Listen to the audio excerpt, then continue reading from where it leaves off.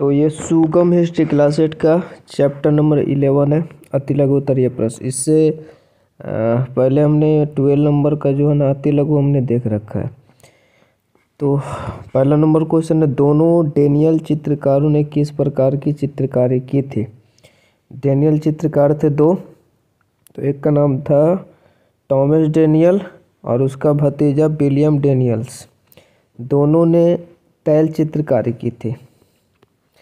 दूसरा है कंपनी चित्रकला क्या दर्शाती थी। जो कंपनी चित्रकला था वो, तो कंपनी चित्रकला भारतीय समाज, त्योहार तथा धार्मिक उत्सव को दर्शाती थी। तीसरा, कई भारतीय नरेशों ने यूरोपीय शैली में अपना चित्र क्यों बनवाया। तो कई भारतीय नरेशों ने अपने शाही अंदाज, रहन सहन को प्रदर्शित करने के लिए यूरोपीय शैली में अपना चित्र बनवाए थे। चौथा नंबर है, भारतीय भित्ति चित्र का पतन औपनिवेशिक काल में क्यों हुआ। तो क्योंकि इस काल में औपनिवेशिक विस्तार से भारतीय कला में पश्चात प्रवृत्ति विकसित हुई। जब औपनिवेशिक विस्तार हुआ तो पश्चात प्रवृत्ति विकसित हुई कला में, इसलिए भित्ति चित्र का पतन हो गया जो पहले यूज होता था। उसके बाद 5 नंबर है, पटुआ समुदाय का व्यवसाय क्या था।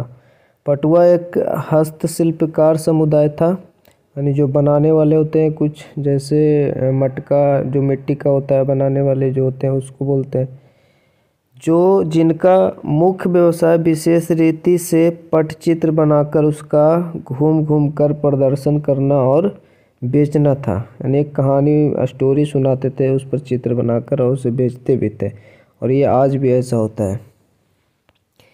या फिर बोल सकते हैं कि ये अपनी कथाओं को चित्रित करने के लिए मिट्टी के पात्रों को बनाया करते थे। मिट्टी के बने पात्रों को दिखाकर वे कहानियाँ सुनाते थे, यही इनका व्यवसाय था। पटुआ समुदाय तथा कुम्हार कलकत्ता में क्यों बसे थे। तो कलकत्ता वाणिज्यिक और प्रशासनिक केंद्र था औपनिवेशिक काल में, यानी ब्रिटिश काल में, इसीलिए पटुआ और कुम्हार रोजगार की तलाश में यहाँ आकर बसे थे। 7वां, छापा खाना से कालीघाट की चित्रकारी को क्या लाभ हुआ। तो छापाखाना के विकास ने कालीघाट की चित्रकारी को और लोकप्रिय बनाया। ठीक है। या फिर इसमें एक एक्स्ट्रा है कि इससे एक चित्र के कई प्रिंट बनाए जा सकते थे। छापाखाना जो स्थापित हुआ था, इनकी कीमत कम होती थी क्योंकि कई सारे चित्र बनाते थे, तो इनकी कीमत कम होगा और इससे अधिक लोगों को उपलब्ध हो जाती थी। क्योंकि यह सस्ता है तो अधिक लोगों को उपलब्ध भी हो जाते थे, तो इसलिए ये लोकप्रिय भी हुआ। 8वां है कि कलकत्ता आर्ट स्टूडियो क्या था। तो कलकत्ता आर्ट स्टूडियो देवी देवताओं, धार्मिक व पौराणिक कथाओं के विषय और महत्वपूर्ण व्यक्तियों की तस्वीरें बनाने वाली प्रेस थी। ठीक है, जिसको बेचने के लिए बनाया जाता था। ये आज भी है। राजा रवि वर्मा ने किनके चित्र बनाए थे। तो राजा रवि वर्मा ने राजा महाराजा और पौराणिक कथाओं के चित्र उन्होंने बनाए थे।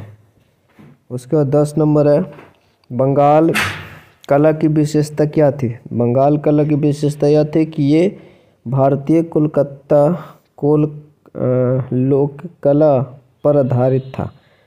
ठीक है, इसकी विशेषता यह थी कि ये भारतीय लोक कला पर आधारित थी बंगाल कला। 11 नंबर है, बंगाल कला के 2 चित्रों के नाम बताना। तो मेरी माँ, जतुगृह दाह।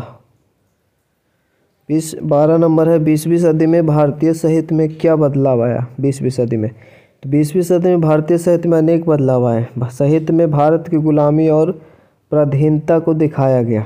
साहित्य में साथ ही देश को आज़ाद करना, संघर्ष करना तथा बलिदान देने जैसे विषयों पर जोर दिया गया। उसके बाद 13 नंबर है, रविंद्रनाथ टैगोर को किस रचना के लिए नोबेल पुरस्कार दिया गया था।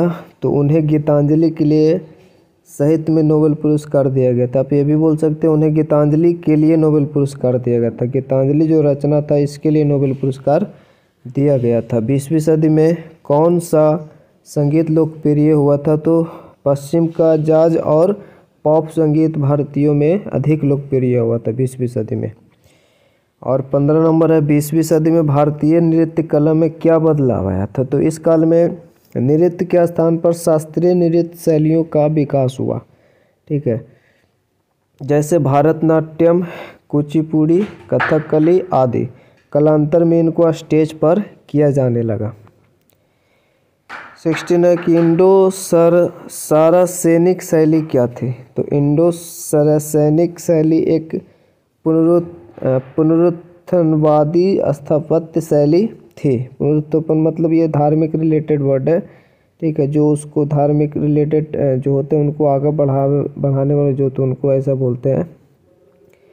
तो वो इस प्रकार की स्थापत्य शैली थी। इसमें हिंदू मुस्लिम शैली था, उसमें पाश्चात्य शैली को मिलाकर भारतीय स्थापत्य कला का विकास किया गया है। जो अंग्रेज वाली जो शैली थी अंग्रेज के औपनिवेशिक काल में, ठीक है, उसको और हिंदू मुस्लिम शैलियों को मिलाकर भारतीय स्थापत्य कला का विकास किया गया। तो इस शैली में स्तंभ, गुंबज तथा गोल नुकीले मेहराबों का निर्माण किया जाता था। 17 नंबर है इंडो सारासेनिक शैली में बनी 2 इमारतों के नाम लिखना। तो gateway of India, prince of Wales संग्रहालय। लास्ट है 18 नंबर, रिपन बिल्डिंग आज किसका ऑफिस है। तो रिपन बिल्डिंग आज नगर पालिका का ऑफिस है। तो यहीं पे हमारा अति लघु उत्तरीय प्रश्न खत्म हो जाता है। मिलता है नेक्स्ट वीडियो, तब तक जय हिंद, जय भारत।